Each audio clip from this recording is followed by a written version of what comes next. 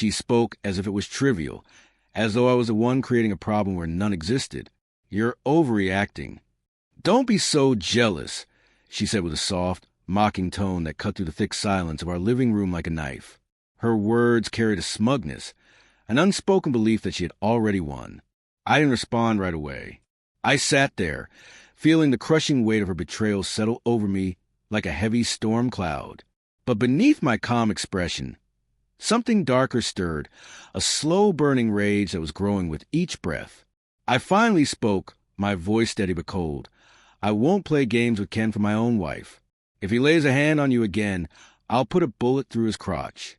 Her eyes widened, a flicker of fear dancing across her face. "You can call him right now and end this, or pack your things and leave. I don't care what his wife will say. You three can sort that out yourselves." The silence that followed was suffocating. I let it linger. We started out like any couple who believed in forever. I wasn't naive.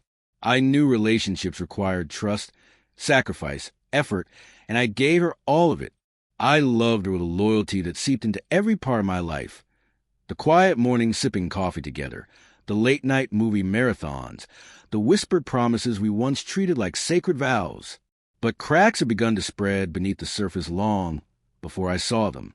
There were the late-night texts she quickly hid when I entered the room, the vibrating phone always set to silent, the vague excuses for her disappearances.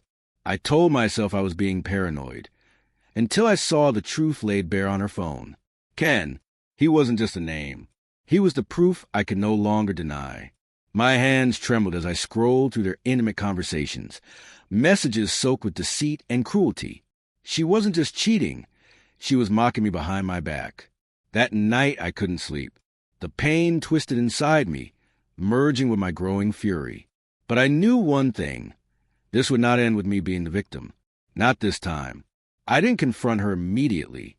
No, I let my anger mature into something sharper, more calculated.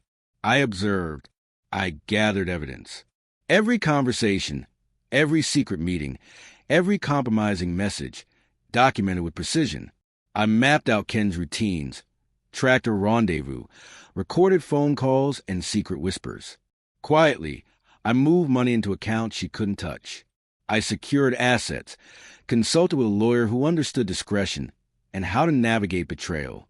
I became a ghost in my own life, waiting for the perfect moment to strike.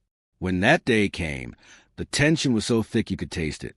She came home late again, Ken's cologne faintly clinging to her skin. I greeted her coldly. "We need to talk."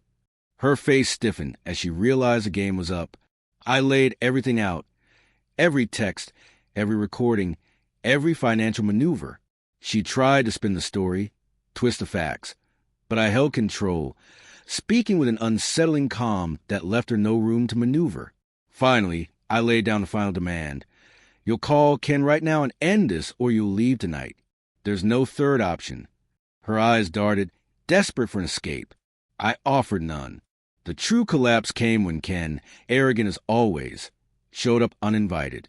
I didn't yell. I didn't threaten. I calmly placed my gun on the table between us. "If you ever lay a hand on her again, I'll blow your balls off." His bravado crumbled instantly, replaced by the dawning terror of real consequences. The aftermath was swift and merciless. Word spread fast. The scandal tore through our social circle like wildfire. Ken's wife confronted him, and their carefully constructed facade crumbled, along with ours. As for my wife, she packed what little she could carry and disappeared into the night, a hollow-shelled woman I once thought I loved. But I remained not broken, forged stronger than before. When I look back now, I feel no sorrow, no regret, only a cold, clear understanding of what betrayal truly costs. Betrayal is venom. It demands a venomous response. I didn't stoop to begging. I didn't try to salvage what was already rotten. I dismantled everything they had, piece by piece, until all that remained was a silence. And in that silence, I found my peace.